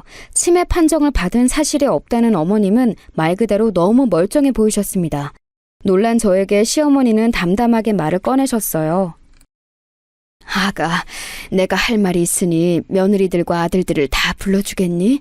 기니 할 말이 있단다. 아주 중요한 얘기야. 어머님의 말씀에 저는 남편에게 연락해서 아주버님들과 형님들을 그날 밤 우리 집으로 다 불러들였어요. 그리고 아주 충격적인 소식을 알게 되었습니다. 어머님은 우리 집 거실에 모인 가족들을 보더니 품에서 핸드폰을 꺼내셨어요. 그리고 그 핸드폰에서 녹음 파일을 재생하자 저는 깜짝 놀라 아무 말도 할 수 없었습니다. 아휴, 저 노인이 지금 이걸 선물이라고 사온 거야? 센스가 어쩜 이렇게 구려? 나는 같이 제주도 가자는 소리에 기겁했잖아. 저 노인네를 데리고 내가 제주도에 왜 가? 미쳤어? 그러니까요. 저도 너무 놀랐어요. 막내 쟤는 어머님 옆에 꼭 붙어서 콩고물 떨어지는 거 받아먹으려는 게 보여요. 얄미워 죽겠어. 이러다 저 노인의 병 걸리면 모른 척 하겠죠? 딱 보면 몰라. 요양원 보내자고 할걸? 재산 노리고 저러는 거 눈에 보이잖아. 노인네는 그것도 모르고 좋댄다. 그나저나 저번에 친정비 갚는다고 돈 받았다고 했지? 나도 친정 핑계대고 돈 받을까? 아이, 대충 둘러대고 돈 받아요. 나 그걸로 가방 샀잖아. 노인네 앞에서 눈물 조금 보이면 또 사람 좋은 척 열심히 하면서 돈 줄걸요? 우리야 뭐 물줄을 생각하면 되니까 좋지. 그 녹음에는 형님들이 시어머니를 흉보는 목소리가 가득 담겨 있었어요. 형님들은 녹음본이 재생되자 소스라치게 놀라며 핸드폰을 뺏으려고 했습니다. 하지만 어머니의 완강한 태도에 아주버님들이 나서서 형님들을 안쳤어요. 녹음본이 끝나자 어머님은 당당하게 말씀하셨습니다. 내가 그동안 첫째와 둘째 며느리가 나를 무시하는 것은 알고 있었다. 그런데 이렇게 뒷담화를 심하게 할 줄은 몰랐어.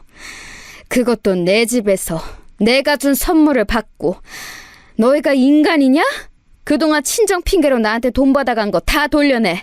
아들들 몰래 줬던 용돈도 다 내놔. 착한 막내 며느리가 날 버린다고? 오히려 치매 걸렸다고 동네방네 알아보고 다녔더라. 내가 살던 집 팔고 남은 재산은 모조리 다 막내 부부에게 줄 거니까 그렇게 알아. 첫째, 둘째 너희는 너희 마누라들이 이러고 다니는 거 알고 있었냐? 전혀 몰랐어요, 엄마. 너무 죄송해요. 저는 제 아내가 저럴 줄은 꿈에도 모르고 있었어요. 당신 제정신이야? 우리 엄마한테 어떻게 이럴 수가 있어? 친정 빚은 핑계였던 거야? 어떻게 사람이 눈 하나 깜빡 안 하고 이래? 나 당신하고 도저히 못 살아. 이혼하자. 난 그것도 모르고 열심히 일해서 당신한테 돈 가져다 주고 있던 거야? 시어머니의 말씀이 끝나자 아주버님들은 크게 화를 내기 시작했어요. 특히 둘째 아주버님은 배신감에 얼굴이 새빨개진 채로 이혼하자고 하셨죠. 형님들은 변명이 통하지 않을 것을 눈치챘는지 무릎을 꿇고 빌기 시작했습니다. 어머니, 제가 죄송해요. 잠시 미쳤었나 봐요. 어머님이 그동안 저한테 어떻게 해주셨는지 알아요. 한 번만 용서해 주세요. 제발요, 어머님. 제발요. 여보, 어머님, 저도 죄송해요. 저 말은 다 진심이 아니었어요. 제가 어머니께 어떻게 그러겠어요. 한 번만 봐주세요. 시끄럽다. 너희는 나도 나지만 우리 막내 며느리도 매번 무시했잖니. 너희가 그렇게 무시하는 막내가 오히려 나를 제일 잘 챙겨. 나는 이제 너희 얼굴도 보기 싫으니 그렇게 알아라. 이날 이후 시어머니는 실제로 형님들이 찾아오며 문도 열어주지 않으셨어요. 목소리도 듣기 싫다고 전화도 안 받으셨죠. 어머님이 집을 팔고 얻은 돈과 우리 집을 팔고 남은 돈을 합쳐 우리는 고급 아파트로 이사했어요. 시어머니는 굳이 안 모셔도 된다고 했지만 이미 저한테 친정엄마 같은 시어머니를 어떻게 외면하겠어요?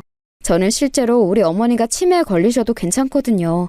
그래서 지금은 시어머니를 제가 모시고 살고 있답니다. 둘째 아주버님은 이혼 소송을 진행 중이고 첫째 아주버님은 별거에 들어가셨어요.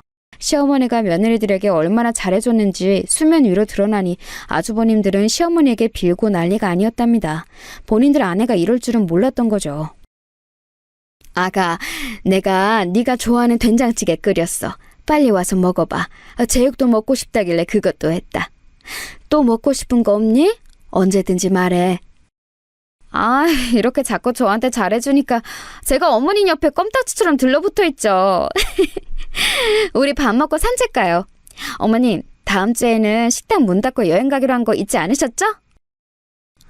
내가 그걸 어떻게 잊니? 벌써 친구들한테 딸하고 놀러 간다고 자랑도 했어. 아가, 항상 고맙다. 우리 평생 행복하게 살자. 시어머니와 저는 지금 둘도 없는 친구처럼 행복하게 지내고 있어요. 아마 앞으로도 우리끼리 행복하게 잘 살 것 같습니다. 남편도 제가 시어머니랑 친하게 지내니까 오히려 우리 친정 아빠한테 본인이 더 잘하더라고요. 이렇게 잘 지내는 것을 보고 우리 언니도 얼마나 뿌듯해하는지 몰라요. 여기까지가 제가 준비한 사연인데 재밌게 들으셨나요? 저 사건 이후로 더욱 돈독해진 우리 시어머니와 저는 다음 주에는 여행을 둘이 가기로 했어요. 이제 슬슬 짐을 챙겨야겠습니다. 여러분, 제 사연 들어주셔서 감사합니다. 그럼 이만 마치겠습니다.